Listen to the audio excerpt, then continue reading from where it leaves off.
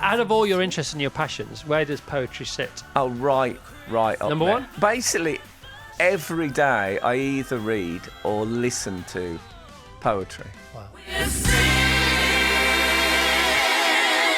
I didn't realise you were so into poetry. Yeah, well, I got into poetry a bit like when I was a kid. I don't know if you remember, there was a book that came out called The Mersey Sound, and it's one of the biggest selling poetry books in British publishing history, and it came out in the late 60s, and it was 3 Liverpool poets. And it was poems where they were on the night bus or they were having a beer or at the fish and chip shop. But also they talked about art and other poets and stuff like that. And for me, it was like, as a working class kid who had yearnings for stuff like art and poetry and suppressed them, it was very liberating thing.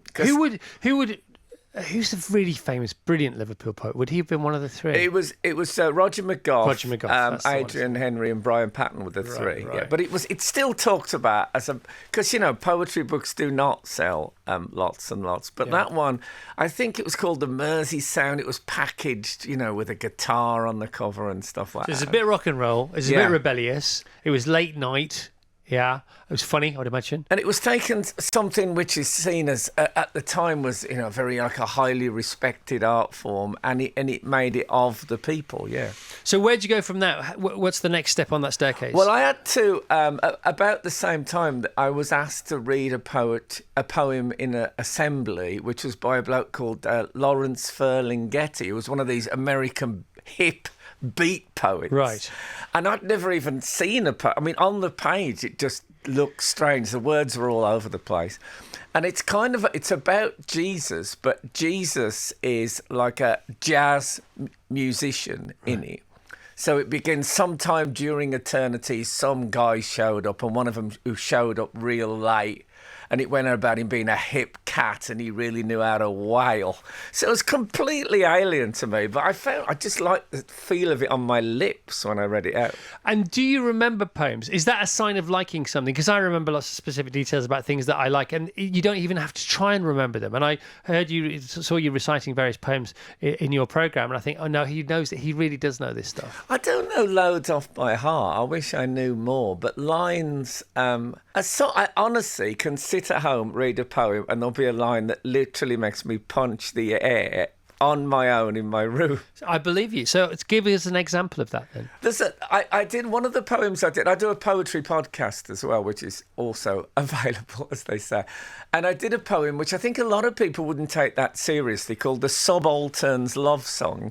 And it's by John Betjeman, who I think now is not seen as cool enough because he writes about the upper middle classes.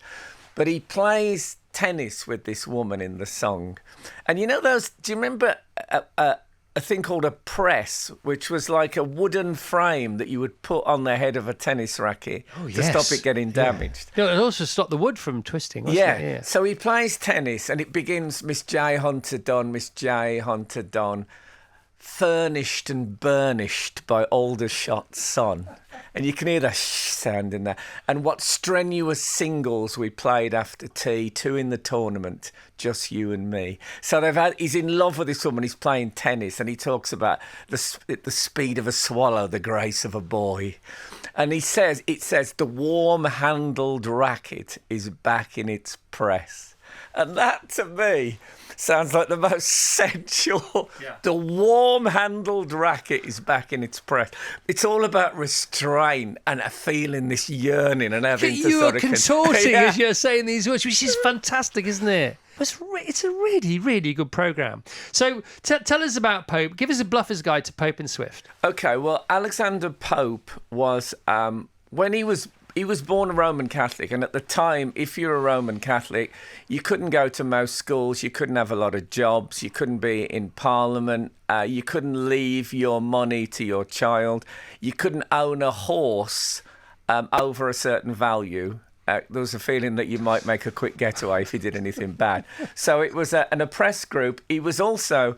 he developed when he went into puberty. A disability. He had what they used to call a humpback. There's probably a better term for it now. He never grew above 4'6".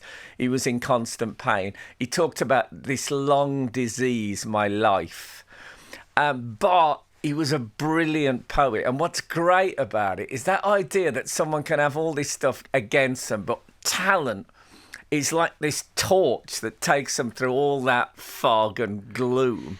And he was brilliant. From when he was a kid, he just couldn't stop writing poetry.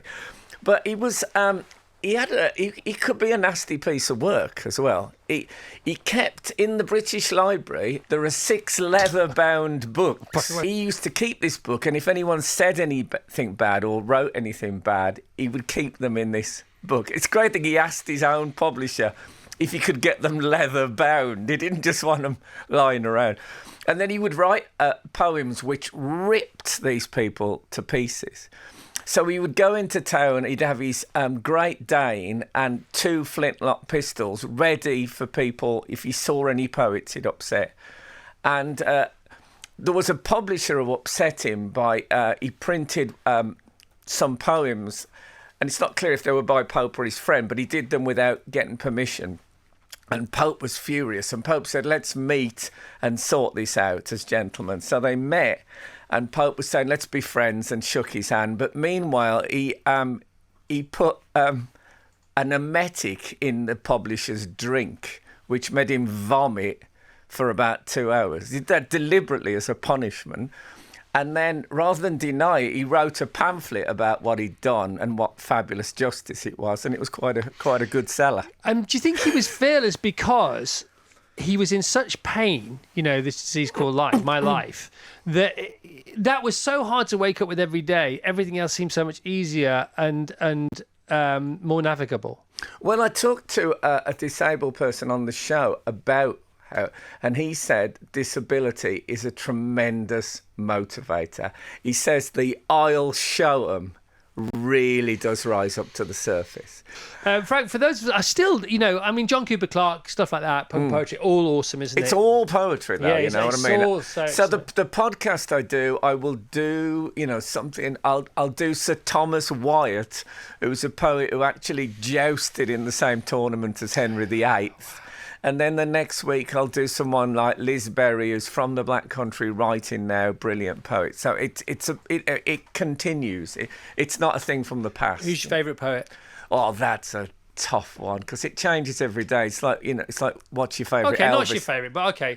No, it is your favourite, but it doesn't matter. I mean, just... Okay, a poem that I recommend to people is Robert Frost wrote a poem called The Star Splitter. And I just like to give them, I think, the praise of it, because it's about a man who burnt his farmhouse down so that he could use the money to buy a telescope because he wished to establish our place amongst the infinities. Robert Frost is one of those. He's very understandable. And then the more you read it, you find there's another depth and another depth. So it seems quite straightforward, and it casts a very long shadow that you can keep following. Out of all your interests and your passions, where does poetry sit? Oh, right up Number there. one? Basically, every day I either read or listen to poetry.